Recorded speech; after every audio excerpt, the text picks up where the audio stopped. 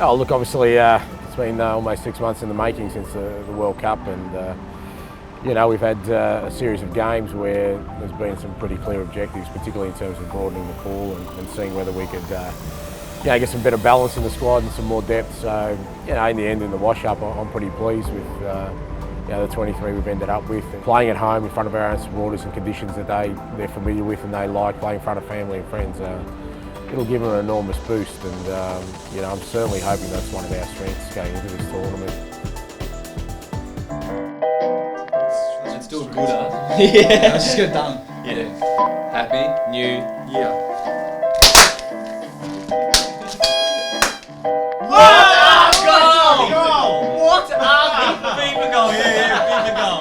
All the goals are coming from this remote right here. There it is. The setup. Get that on the camera. Why's the door shut? Oh, they're not even charged. We good to go? Good to go. Let's get my eyes ready. I hope, you know, obviously personally and most importantly as a team, we put on a good show for everyone. Do you feel as though this team is ready to challenge for the Asian Cup? Yeah, we're ready. We'll be ready. They've done the hard yards in the last 12 months and faced some enormous challenges. You know, walking out with a sea of green and gold and the singing of the national anthem, I'm sure will spur these guys on to greater heights. The biggest ever football event to be held on these shores, and Australia expects this team to not only open proceedings but close them in 23 days' time. Set up that chance. They have a corner, whipped in low by Aziz Mishan. There's the opening goal from Hussein Final. The one goes away from him though. There's the goal. Tim Cahill, him again. Franic to check and deliver. Great ball in, and what a header! And Australia lead by 2 goals to 1. Here's Cruz, down he goes, penalty. The skipper leads the way, and they're singing in the rain in Melbourne. Eventually firing it in. Oh, there it is! James Troisi has the 4th goal for Ange Postecoglou's team. And they're going to start with a win, the host nation. Boys got the recovery socks on straight after the game. We were into the protein drinks and the ice baths and those sorts of things. And soon we'll be heading off to a recovery session by the pool. So yeah, in the first 24 hours, 48 hours after a match, it's we've got a massive number of staff here now, all the sports science guys that yeah, obviously are experts in that industry, and yeah, they've got us busy with doing everything to make sure that we're up for the next game against Oman on Tuesday.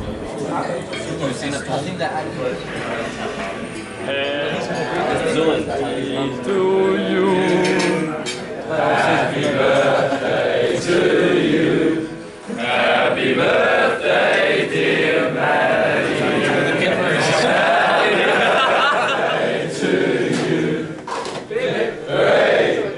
You know, if we can maintain the tempo and intensity we showed in that first game, you know, by using that whole squad, you know, I think it'll hold us in good stead. For now though, it's Group A, match 10 of the 2015 AFC Asian Cup. The host nation Australia up against Oman. Corner whipped in towards the far post, Sainsbury on mark! Into the net by McCall. Here's Luongo, who's been instrumental in that lovely ball. Cruz! It's time for the Socceroos! Now Cruz, and now the Socceroos are back on the front foot again. Deep cross, this should be 3. Lovely volley from Milligan, but the whistle's already gone. Or is it a penalty? I think he's given a penalty. He's given a penalty. And he's not missed that one either. Quite a sure touch from Leckie, but he's picked up the scraps and his pace will take him away from the defender. He arcs it in. There's the 4th goal. Tommy Juric. Easy as you like. Wonderfully set up by Matthew Leckie. And Juric applies the finish. 4-0. We just want to, you know, finish the group the way we started. You know, we don't want to hold anything back. We don't want to think of going for a draw or anything like that. We want to play the way we enjoy, and you know, show the rest of the tournament that you know, we mean business. Then onto Huge's side. Alternating. Yep. Hip.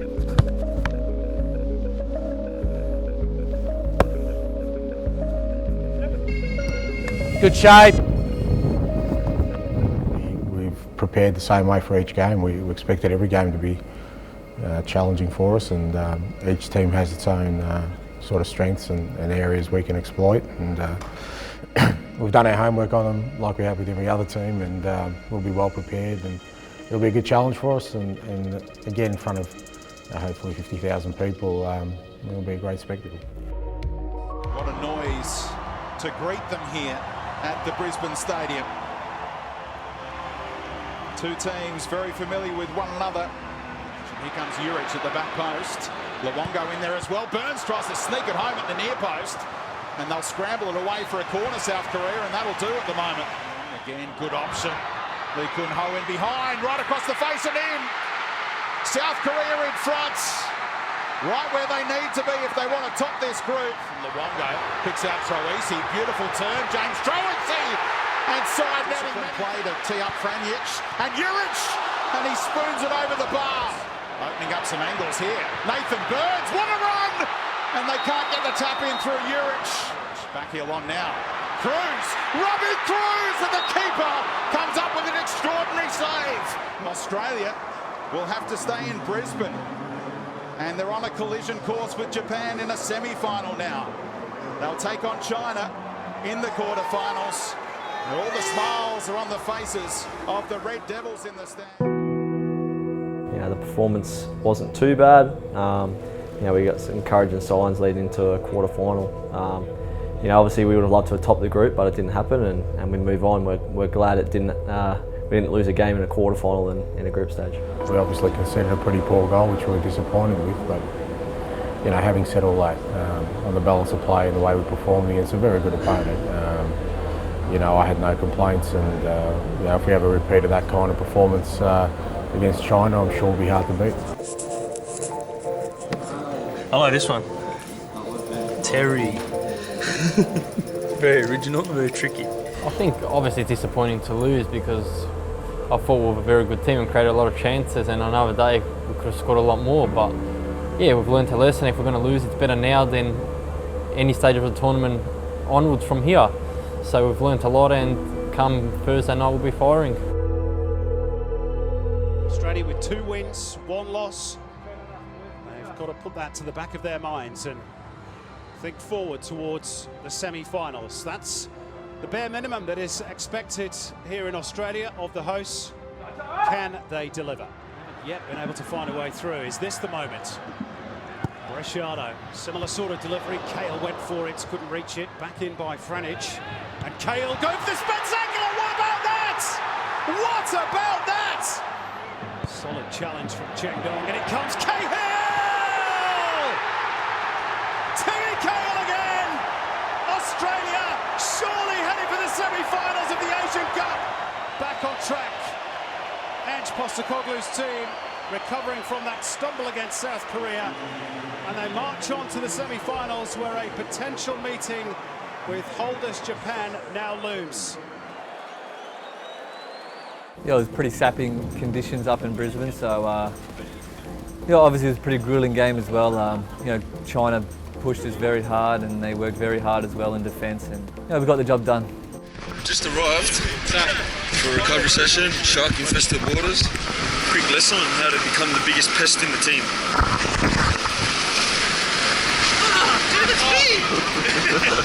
Don't get this sort of weather back in London, do you, mate? I'd say it's pretty jolly. The boys are really starting to believe that we can go on and do something special for football in this country. 2 more hurdles to overcome in UAE, and then whoever we might face in the next round, but I think Ange is going to have us prepared for this next game. I remember after we lost to Korea, the whole talk was that we now would have to play Japan in a semi-final. We never looked beyond the next game, and the next game for us is UAE. They're going to be a great challenge, and it'll be a cracking game in front of a sellout crowd. And we'll start thinking about what happens beyond that when the final whistle goes. But since we hit Newcastle, all we've really focused on is the UAE. So Australia get the ball rolling in Newcastle. South Korea resting up in their hotel, waiting to find out who will join them in the final.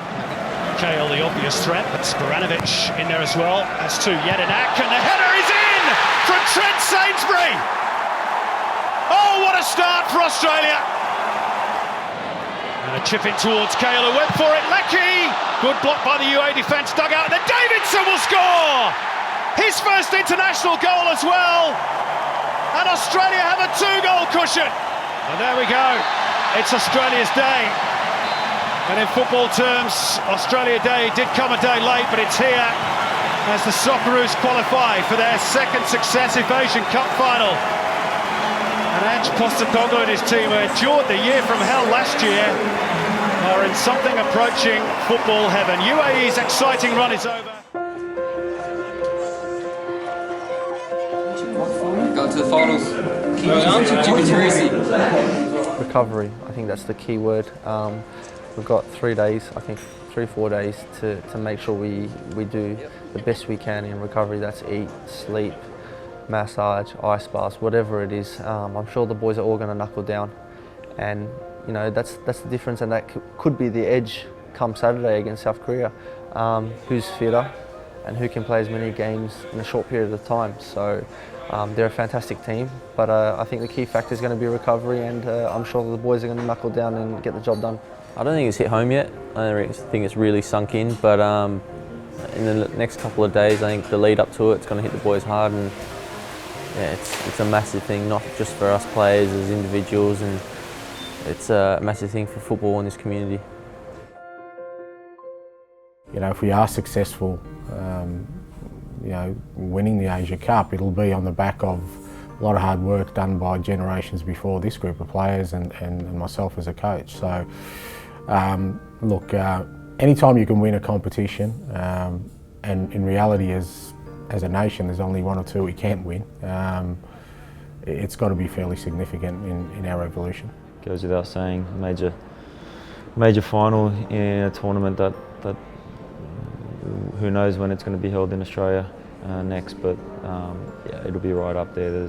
It goes without saying. So you know, it's up to us now to make sure we try and get the job done.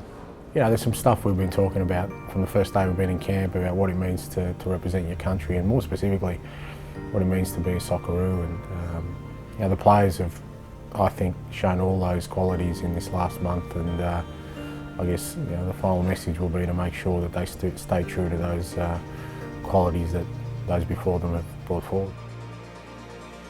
Well, the resumption of a classic rivalry. Carpe Diem sees the day.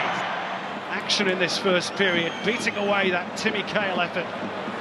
Otherwise, it's South Korea that's been on the front foot. Can Australia finish the half on top? No! Oh my goodness! Massimo Luongo! First blood in the Asian Cup final to Australia! What a hit! What a moment for the Roos! Here's the chance. Son Heung-min inside the box. They've scored! Son Heung-min in stoppage time! Oh, what drama, what joy for South Korea! And what despair for Australia! Son Heung-min with that late strike takes us into extra time. Was that a shot? Was it a cross?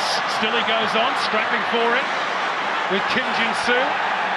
Did the fullback bring him down? First time, maybe even second time. Still we go on. Juric has wriggled his way clear. Chance! Goal! For Australia! James Troisi! Can that win the Asian Cup? Has he blown the whistle, the referee? That's it! That's it, they've done it! They have done it, Australia!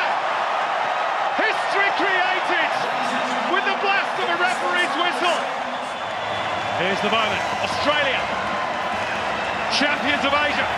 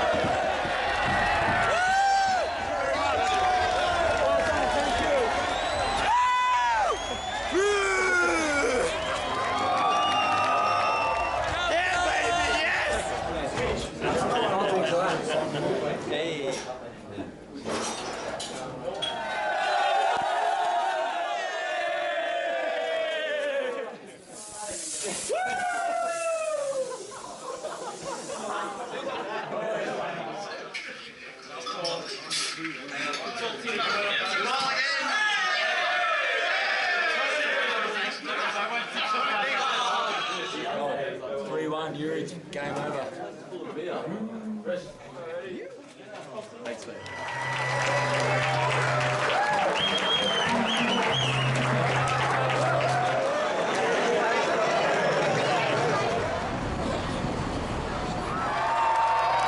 Socceroos, champions of Asia.